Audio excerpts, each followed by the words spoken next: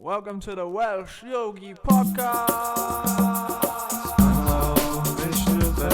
Krishna Prasthaya Bhutale Srimati Bhakti Swami Namine.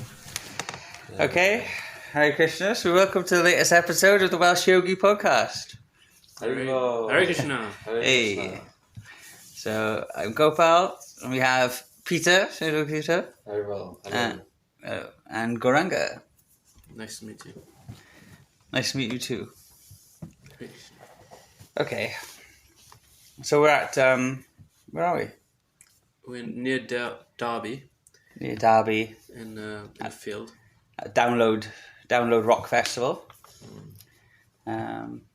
Just giving out books and meeting the metalheads. Well, I thought we'd do a little podcast. I've started reading this book.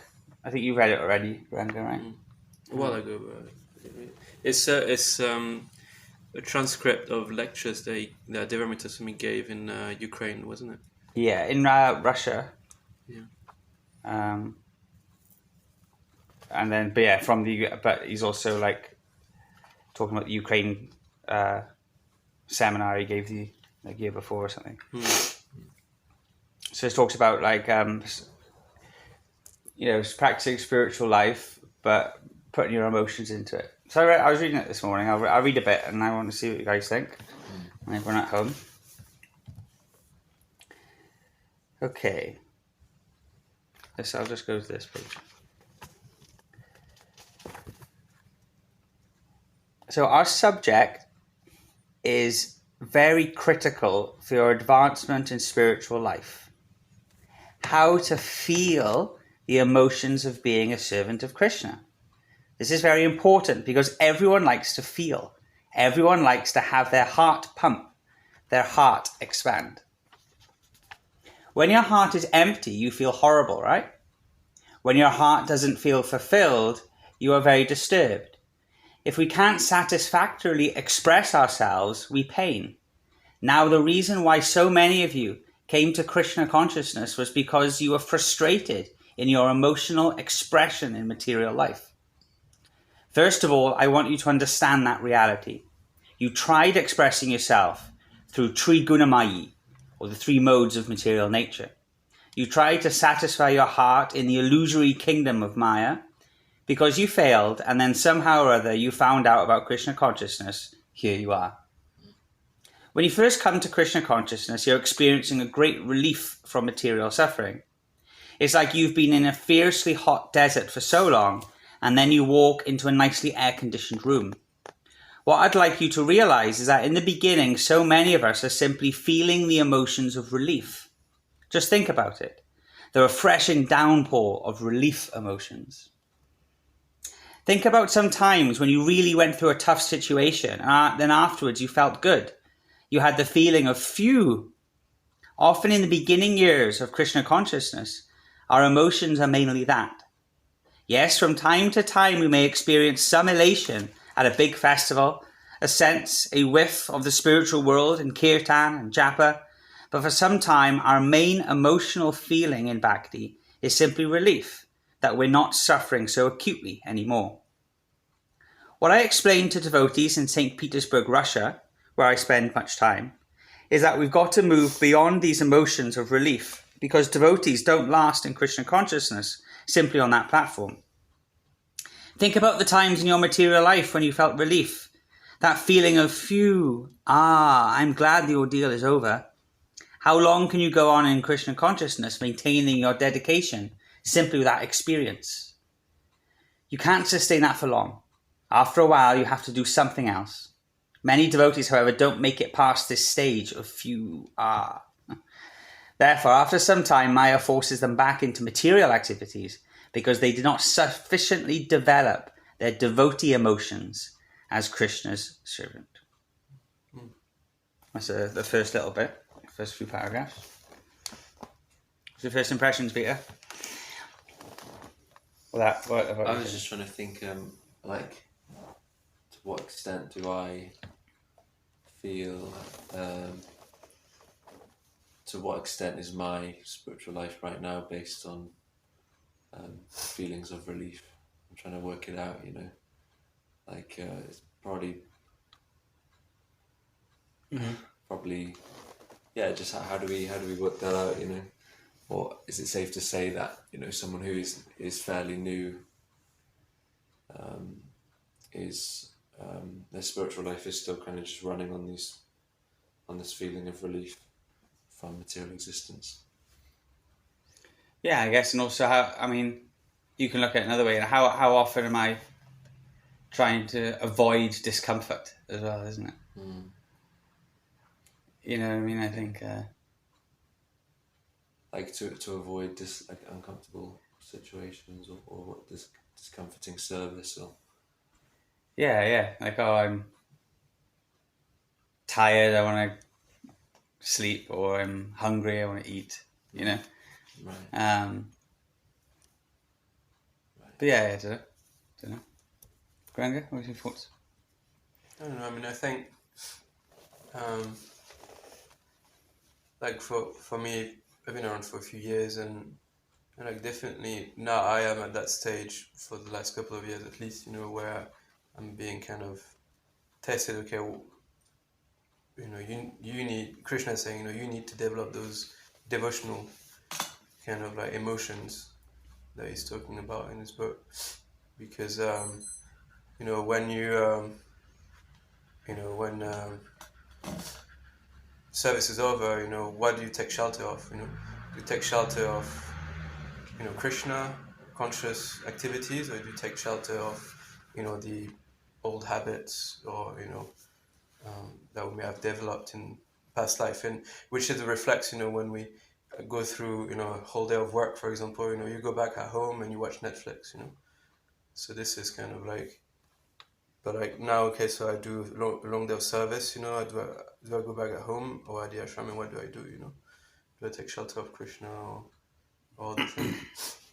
And I think it's like that constant struggle, which is like demonstrating to Krishna, okay, I really want to like be serious and want to progress in my spiritual life, and I don't know.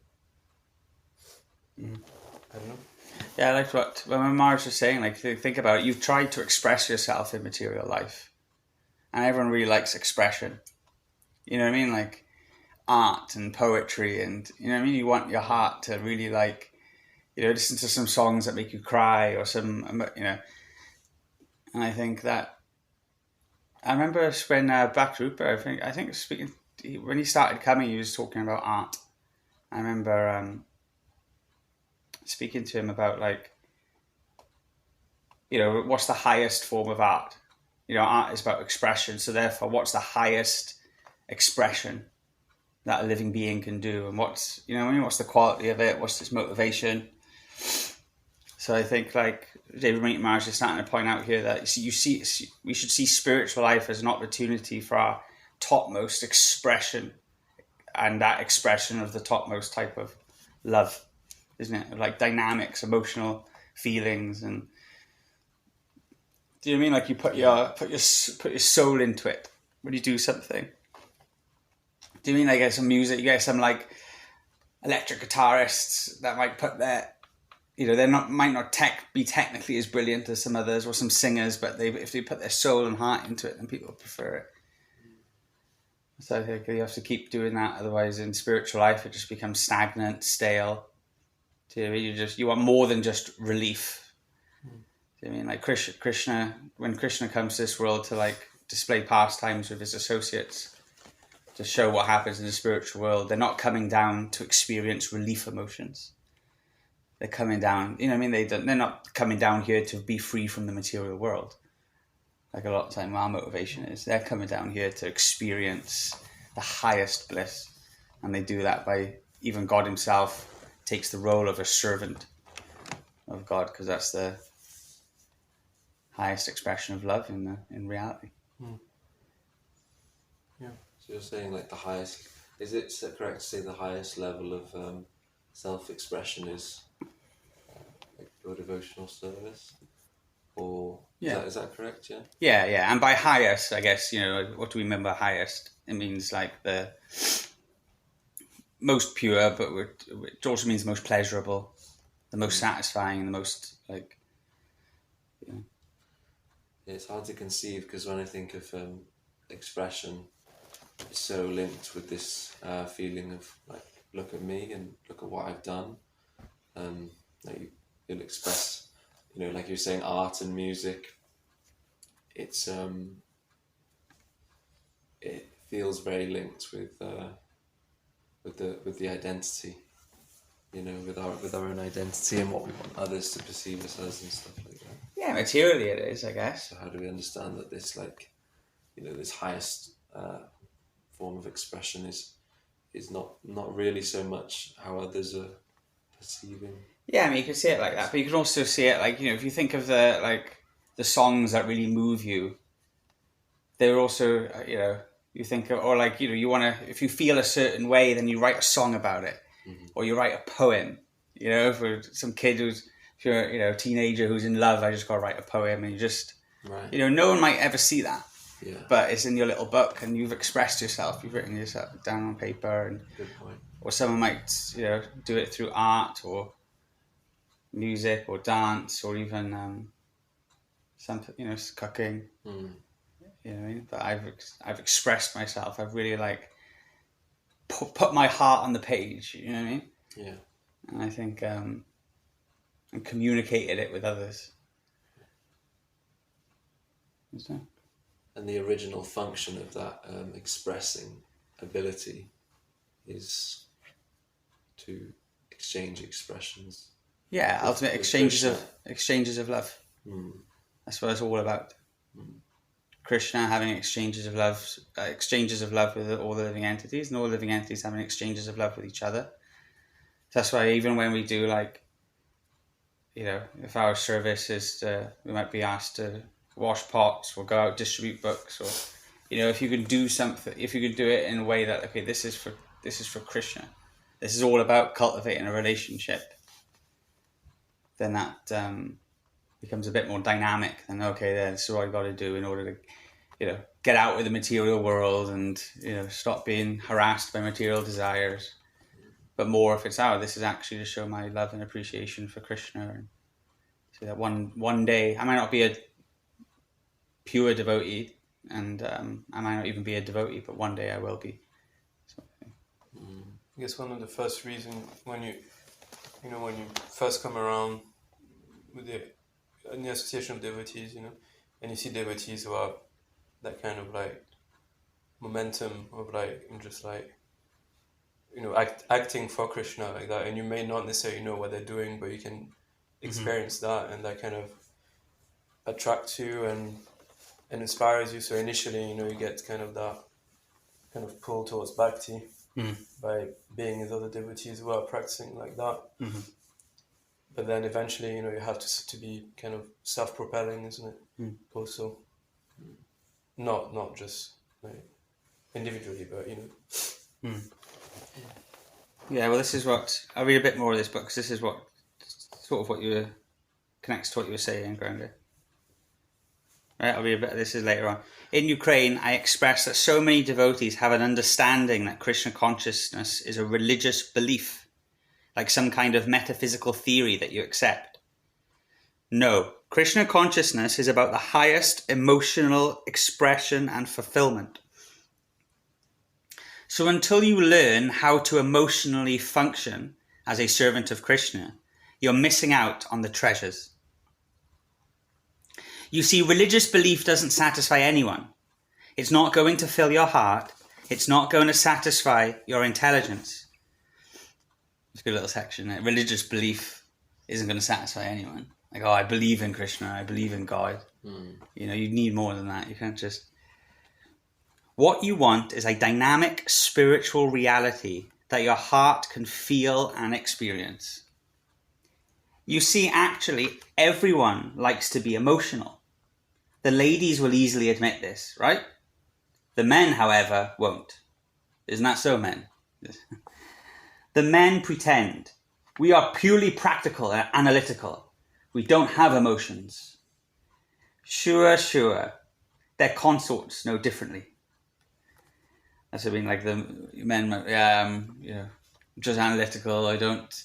But then you speak to the wives, and actually You realise we're all just big babies. We're all just big babies that need to be looked after.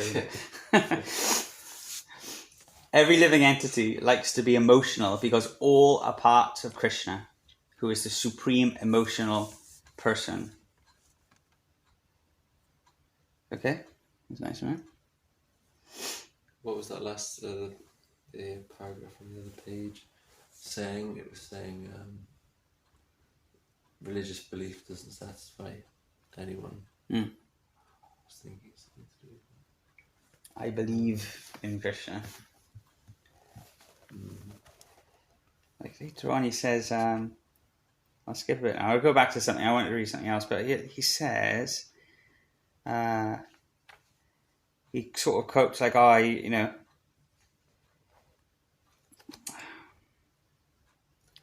It's scary to go deeper than the religious belief, isn't it? It can be a little kind of like daunting, because you're kind of walking on like unknown ground, isn't it? Well, someone might perceive it as like not madness, but like someone who has no experience whatsoever of this kind of the deeper level that's being referred to. he says later on, like, that feeling of relief, you can times that by 1,000,000. You can times that, these relief emotions. Right. Like, it's this, I'm not suffering anymore. When you first come to spiritual life, you can times that by millions and millions, and you still wouldn't understand a drop of the real Bhakti Bhava, the real mood of Bhakti, because it's completely different. It's not just, and I think we said it before, but that's how happiness is measured in this material world. It's like, I work hard all week, and then on the weekend I'll go, someone might get intoxicated, or you go to a beach and you just lie down on the beach on the sun lounger, and but so it gives you a break, but that's how. So our happiness is, a lot of the time, it's not measured in actual happiness. It's measured in our freedom from distress. Yeah. So how do you shift then from the relief platform onto the more deep and spiritual kind of emotional platform? That's a $1 million question, isn't it? Yeah, I'm sure I haven't read, that's the thing, we just started reading this book, but I was kind of thinking, like, I don't have so much experience on that, but I was thinking, first of all, is to be regularly hearing about this next stage, because that creates this curiosity and this desire to go deeper, and then with that will surely be reciprocation from God to help you access that. Yeah, but we need to develop like a curiosity for that, surely. Yeah, and I think you mentioned in this book how, like, reading Chaitanya Charitamrita, showing how when Krishna comes as Lord Chaitanya and Advaita Acharya and Lord Nityananda, they show an example of how, what these emotions are. Krishna comes down as a devotee.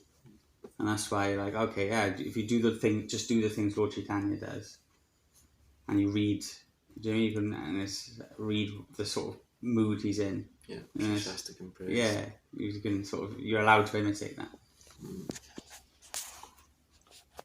I'll read a little bit more. Consider this interesting angle. Ready to consider an interesting angle? I'm ready.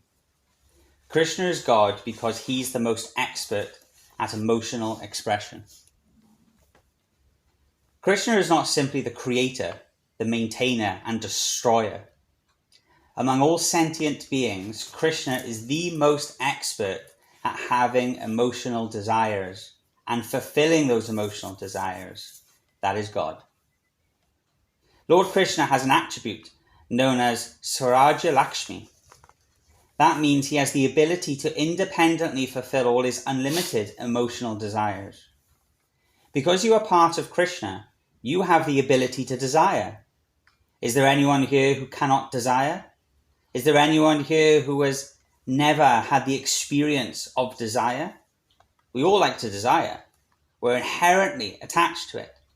The problem with desire is when it bubbles forth in the material world Desire gives wretched experiences in the realm of illusion. And then he goes on to say sometimes people are so frustrated, then they desire just to be, their idea of spiritual life is to become one with everything and basically become nothing. Right. But that's just, again, it's not the emotions of the soul, it's more shackled to conceptions in the material world. Yeah, so I remember hearing one of the devotees when I first came to Wales was describing, when you first come to Krishna consciousness, it's like you have this pot of water which is being boiled and it overflows with the water, and the water is like your desires, your material desires. And once you're in the material world and you're not practicing devotional service or anything, desires are just overflowing all the time, and once you come to Bhakti and start chanting Hare Krishna, it's like, you turn the heat down and the desires get kind of contained a little more. But it's not enough to just just stop the flame. You have to replace, those, material desires by something more spiritual. I don't know if that, comparison is a bit crap on it, but at least the way I say it. But So it's like some water that you boiled. Anyway, just imagine your desires are just boiling in your heart, Right, yeah. That's probably better that way, But it's just the image that I have in my mind. But it's boiling in your heart, and when you start chanting Hare Krishna, then you get pacified, Yeah. But some people may just be happy with the fact of oh wow, maybe I can reach that state of no desire, But actually, it's not what's there, is it? It's not what we are aiming to actually achieve. We're aiming to just transform these desires into, spiritual desires. Yeah, and that's what I think that's Devamrita's point, isn't it? Because that's what you really want. You don't want no desires.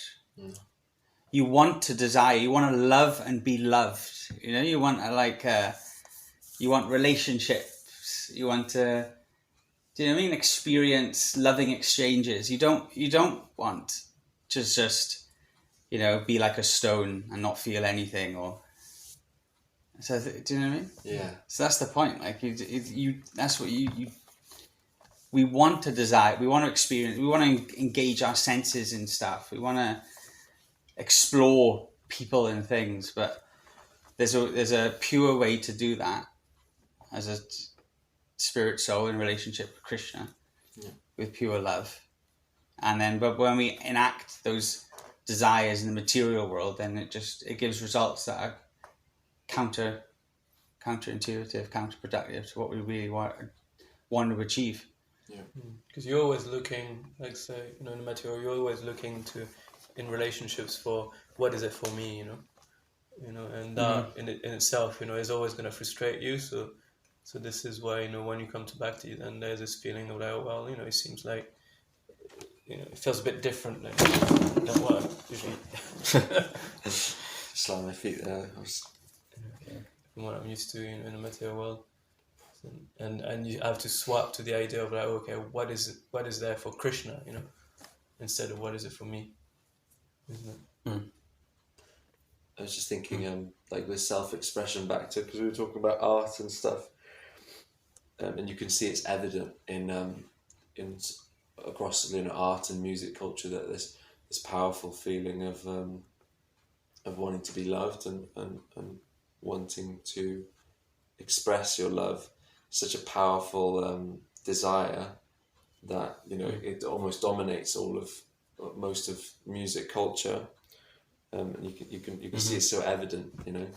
Yeah, and the people who are most effective at doing that, the people if someone's very effective at conveying their emotions, then people resonate with that, and then they just go in their millions in order to listen. Like we're at Download Festival, hundreds of thousands of people coming to listen to other people play music, and a lot of the time it's because they've just struck a nerve. You're like, yeah, I feel like that, or I understand what this person's feeling. You listen to some music and it's like, how does Taylor Swift understand me? So if you can, there's feeling these things and then effectively being able to express them and communicate them to others. is enough to make people just completely fall in love with you. Because that's what we really want as living beings. We want people to understand us, and we want to understand others and exchange these expressions. Yeah. My mum said when she had one of her first boyfriends, and I don't know if but she was saying she broke up with him. When she had to break up with him, she played him this song, and she just sort of pressed play, and then she made it, and he listened to, and basically the song was about this, wanted to break up with him, It's not your fault, it's mine. Yeah, I can't remember what the song was. I'll have to. It's a good tip for whoever wants to break up with a girlfriend or boyfriend. Yeah, I mean, I remember the name of the song. It'd be quite, I don't know. It's a bit personal as well. Yeah, it's okay. Why don't you just play me a song? Listen to this. Yeah. But sometimes, I want to communicate this, but I don't know how. But here's a way, someone else is saying. So I guess find a way to effectively, cultivate and communicate. Yeah, that's nice because it explains. Before that, you don't really understand where these desires come from, because if we're just combination of chemicals and flesh and marrow and stuff, but we have all these really intense desires to express ourselves through our consciousness and through love and to be loved. So it's like it's quite a mystery without spiritual knowledge where all that originally comes from and why we feel those intense feelings in the first place. Yeah, I think that's why I was thinking of this. Why I don't like AI art seems very soulless. Yeah. Do you know, recently it was in the news. There was an art competition. It was AI art competition. It was an AI photography competition. But this person who won it was actually disqualified because they found out afterwards they didn't use AI art. But this artist was making a point, and the picture was something weird of a flamingo or something that had no head or something. I can't quite remember. But the artist was trying to make the point that no matter what you get the computer to do, the artificial intelligence, it does lack something. Yeah. So it was an AI competition. He put his own thing in there, and I guess and he won the competition to show there's a difference in quality between the two. And Vantu was making a good point the other day when he was saying, because it's when you ask AI stuff, if we ask it quite nuanced stuff about some of the sort of spiritual scriptures, what's it say? Sometimes it comes back with stuff which is wrong, because it's just a complicated language program. So it goes and then it comes back with stuff, but the way that it presents itself as if it's so basically it's lying, and it's this cheating propensity of lying to you and saying this is the right answer, and everyone trusting it. It's quite dark. It will say it quite confidently, and then if you reveal it, if you ask it about apologize. It'd be like, oh, you're definitely right. Yeah, thank you for pointing that out. Yeah, but the more people get a bit dull, in the material world, the less they'll be able to feel the difference between a piece of art which is AI produced or which is made by someone's consciousness, and that's really scary. I can feel even if I know literally nothing about art, I mean, first of all, there's a particular style, isn't it, for AI art? You can kind of perceive it, but also it kind of gives this feeling of, I don't know, it's just empty, it's really not and even if there's a piece of art I don't understand it, but it's made by someone, there's another feeling in there, I mean, I can't express what it is, but there's consciousness there, maybe, because when you create a piece of music, there's a certain mentality it carries that is your injected consciousness, into it. isn't it? Yeah. But especially with AI music, I mean, that just I don't think there's any like good examples of that. It just seems They have. horrendously You can bad. get like AI girlfriends now and stuff. Yeah. Oh my gosh. You know, like, and you can like text them. I guess you could do it at ChatGPT, right? You could just. You can talk to ChatGPT quite naturally, isn't it? But you wouldn't. It's. I don't think you can date ChatGPT though. But Have you ever tried? not yet. But you know, if you can talk to it so naturally, then there must be, you know, people working day and night to, you know, get this other side of the, you know, this like, you know, Oh yeah. loving ChatGPT, you know, this like romantic. Yeah. You had some devotees that got a job, like training AI. It's one of the jobs you can get now, and they just like a list of questions to ask them, and but not just the actual language, but also like the way you say something, so it can reply. So you come home and say, oh, it's been a tough day today. You know, you could just make a statement, but that would inspire a response from the AI program, thinking, oh, what's wrong? You know. Well, that was that film, isn't it? Her. Have you not seen it? No. Her, where this guy falls in love with this new AI program. Uh-huh. Anyway, and it's basically the whole thing. You know, nowadays you got apps like that. Maybe not as performant as how it's just been described in the film, you know, but it is quite scary. That's why I was thinking about AI, because this is the central point of what we just read earlier. Yeah. Is that I remember saying this before, but you know, you could get an AI robot that makes you think it's conscious, because it's just input and response. You know, so you give it a certain input, and then it comes out with a certain output, and all the communication is all the, you know, asking questions, getting answers, or that's just you're giving certain inputs into the machine, and the machine's trained then to give you certain responses. So that it'll give the illusion that it's conscious, but actually what gives the experience is we're feeling something in between an input and output. You know, we're as a conscious living something actually has experiences its own existence. So that's the huge missing element for that. Will give an illusion that people think, oh, we've created consciousness, but actually it's not. And denial of that fact and not understanding that experience, like the acknowledging that I exist, sort of like that's something we have to understand in order to really be happy and emotionally fulfill ourselves. You know, so that's the, like you're saying, someone falls in love with AI. AI is completely doesn't experience anything, but the person in love, that's a living entity. Yeah. And this is what Devamrita say. You got to really accept that fact. Accept that you're an emotional person, and you got to want to express yourself. You want emotional exchanges. You know what I mean? But it's just because like AI is so expert in like reciprocating in the way you want. You know, like it won't oppose you. You know, it'll just go with what you want to hear. You know, so therefore, you know, it becomes a perfect, you know, girlfriend or whatever, you know, because it's like just tells you what you want to hear.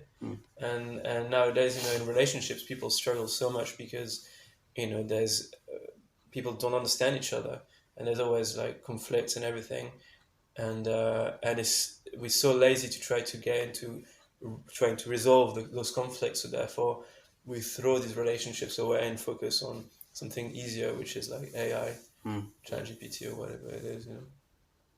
But that's I see that it's kind of a black hole, isn't it? Just like the more you focus on that and the more you absorb, it kind of like empties you from your consciousness, and then it makes you dull. Yeah, that's the thing. It's something so like there's something so horrific about the AI. You know, when it sort of betrays itself, and you realize, wow, that's AI, and you know when they have like a weird face or something, and then you realize how like it's like because it's the opposite of something living, and because you're naturally a soul and you live, then something that doesn't live is so like alien to the soul, especially in the spiritual world, which is the land of consciousness, where everything is conscious.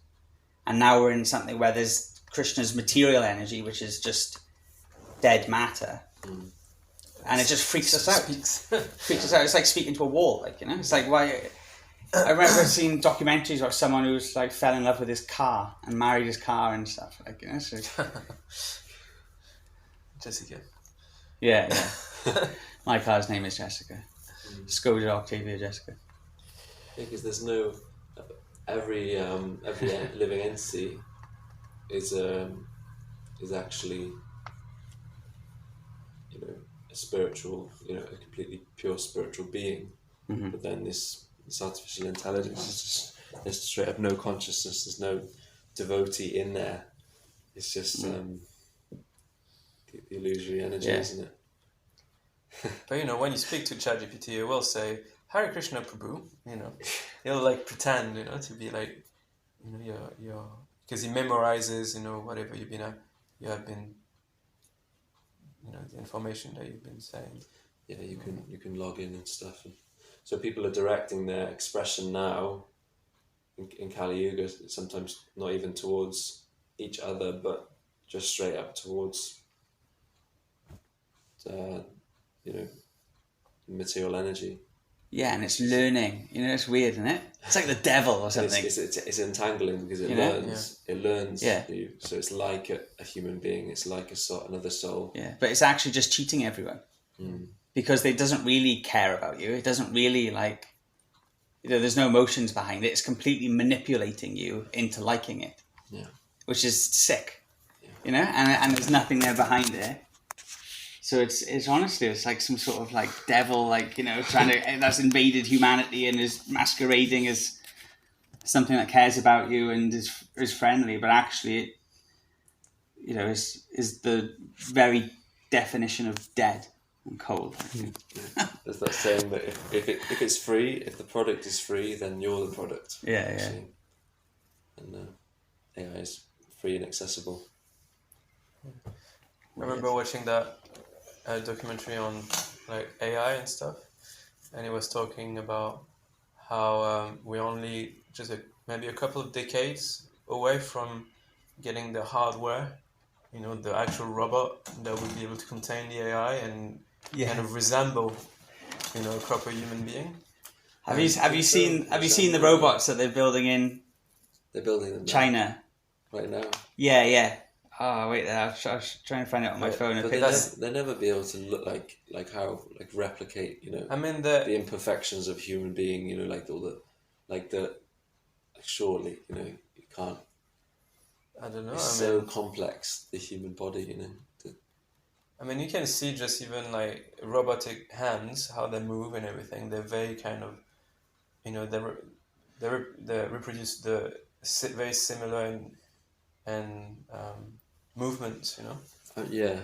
You could do it with. I'm trying to find a picture, but you could do it they do it in like animation and mocap. Even with CGI, isn't it though? Yeah. Even with CGI, you can tell there's something and it's so close to being real, but you can tell because even if there's something the slightest bit unnatural about it, then it becomes clear to us. So I just wonder. Yeah, but not necessarily everyone would be able to tell though. And that's the point with input and response. Like theoretically, you could make it look perfect. You know what I mean? Because we're using the body's a machine for us, isn't it? And, but it's all to do with the modes of nature and things like that. But theoretically, you could just make it so sensitive, so it just has proper, it just knows how to react to everything on a tiny degree. Yeah, but it can never look. I don't think it could ever look exactly like us.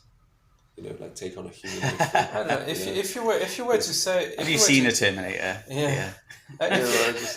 If you were to say, to talk to someone 50 years ago about smartphones and stuff like that, they would say it's surely impossible, or just flying in the sky with airplanes and things like that. Okay, they don't exactly look like birds, but still fly in the sky. You know what I mean? So we who knows how far it can go, in terms of the technology.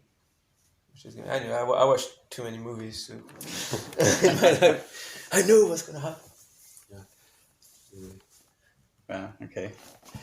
All right then. Thank you, everyone. I guess that was our episode. Sorry, I haven't done one in a while. Yeah. But we'll go back to try and do a couple of weeks. We'll get back on schedule, definitely. Yeah. Well Yogi podcast. So we get the keys for our T Krishna building soon. Yeah. and we're starting to develop and design the temple room, and it's all happening. My wife is in Budapest at the minute, learning how to like be a pujari and things like that, and so it's all happening. So stay tuned, everyone. Okay. Hare Krishna. Hare Krishna.